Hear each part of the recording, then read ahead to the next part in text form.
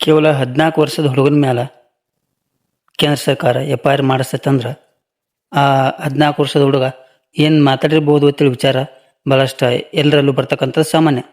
ಆತ ಕೇಂದ್ರ ಸರ್ಕಾರದ ಒಂದು ತಪ್ಪು ತಡೆಗಳನ್ನು, ಕೇಂದ್ರ ಸರ್ಕಾರದ ವೈಫಲ್ಯಗಳನ್ನು, ಪ್ರತಿಯೊಂದು ತಪ್ಪುಗಳನ್ನು ಮತ್ತು ಸರ್ಕಾರದಲ್ಲಿರ್ತಕ್ಕಂಥ ಅಧಿಕಾರಿಗಳ ತಪ್ಪುಗಳನ್ನು ಆತ ಹೇಳ್ತಾ ಇದ್ದ. ಆ ಕಾರಣಕ್ಕಾಗಿ ಅವನ ಮೇಲೆ FIR ಆಗೈತಿ. ಅದೇ ರೀತಿ ಇನ್ನೊಂದು ಮಗು ಐತಿ, ಆ ಹುಡುಗ ಕೂಡ 14 ವರ್ಷನ. ಆದ್ರೆ ಇವಂಗ ಏನು ವ್ಯತ್ಯಾಸ ಅಂತಂದ್ರೆ, ಇಲ್ಲಿ ನಮ್ಮಲ್ಲಿ ಯಾವ ರೀತಿ ಅಂತಂದ್ರೆ, ಧರ್ಮದ ಬಗ್ಗೆ ತಪ್ಪಾಗಿ ಮಾತಾಡಿದ್ರೆ ದೇಶದ್ರೋಹಿ ಹಕ್ಕನು,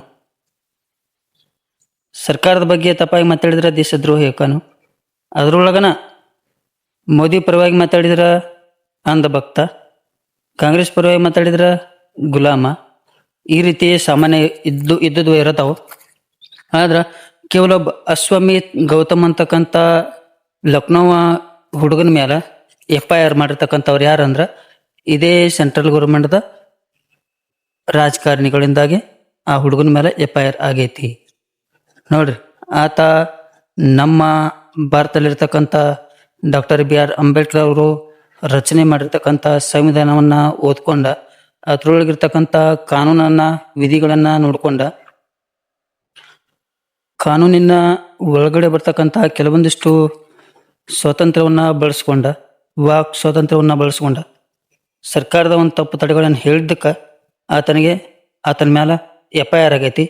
ಅದ ಇನ್ನೊಬ್ಬ 14 ವರ್ಷದ ಹುಡುಗನ ಮೇಲೆ ಸೆಂಟ್ರಲ್ ಗೌರ್ಮೆಂಟ್ದ ಸಚಿವರು ಅವನ ದೊಡ್ಡ ದೊಡ್ಡ ವೇದಿಕೆ ಮೇಲೆ ಕರ್ಕೊಂಡು ಒಂದು ಸನ್ಮಾನ ಮಾಡೋದು, ಇನ್ನಿತರೆ ಬಹುಮಾನಗಳನ್ನು ಕೊಡೋದು ಮಾಡ್ತಾರೋ.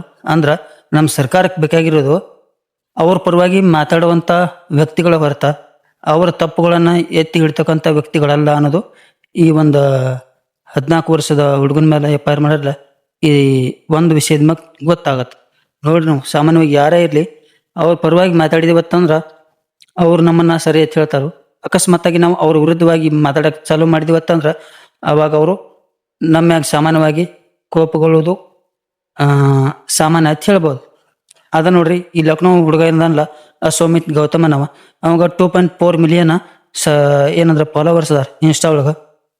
ಆ ಹುಡುಗ ಪ್ರತಿಯೊಂದು ರೀಲೊಳಗೂ ಕೂಡ ಅಧಿಕಾರಿ ಇರಲಿ, ಸಚಿವರು ಇರಲಿ, ರಾಜಕಾರಣಿಗಳಿರಲಿ, ಅವ್ರು ಏನಾದರೂ ತಪ್ಪು ತಡೆಗಳನ್ನು ಮಾಡ್ತಿದ್ರು ಅಂದ್ರೆ ಅವ್ರ ತಪ್ಪು ತಡೆಗಳನ್ನು ಮಾಧ್ಯಮದ ಮುಖಾಂತರ ಅಂತಂದ್ರೆ ರೀಲ್ಸ್ಗಳನ್ನು ಮಾಡಿ ಹರಿಬಿಡ್ತಾ ಇತ್ತ. ಈ ಕಾರಣಕ್ಕಾಗಿ ಅವನ ಒಂದು ವಿಡಿಯೋವನ್ನು